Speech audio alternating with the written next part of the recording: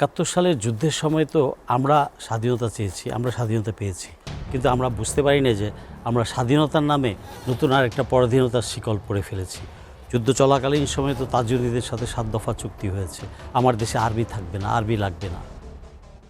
এটা তো তারা চায়নি। বঙ্গবন্ধু এসে আর্মি, তারপর জেআরবি, জাতীয় রক্ষী বাহিনী, যাই হোক এভাবে এভাবে তিনি গেছে। জিয়াউর রহমান এসে আবার গঠন করা শুরু করেছে। কিন্তু ইনফ্যাক্ট 47-এ দেশ ভাগাভাগির পর 49 থেকেই বাংলাদেশের পিছনে তারা লেগেছে, যে কিভাবে তারা ছিল আমাদের পেটের মধ্যে।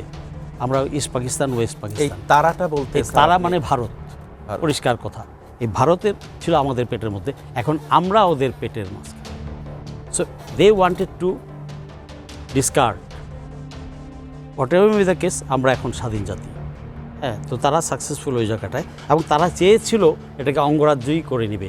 তাদের আমাদের বিভিন্ন প্রশাসনে, সিভিলে, সব জায়গায় তাদের কর্তা তাদের দেশ থেকে এসে করবে, সেটা তারা হয়নি। বাঙালি সেটা হতে দেয়নি, স্বাধীন চেতা জাতি। তো এরপরও বিভিন্ন সময় 49 বছর, এই গত 53 বছর লেগেই ছিল। 2009-তে এসে তারা সাকসেসফুল হয়েছে।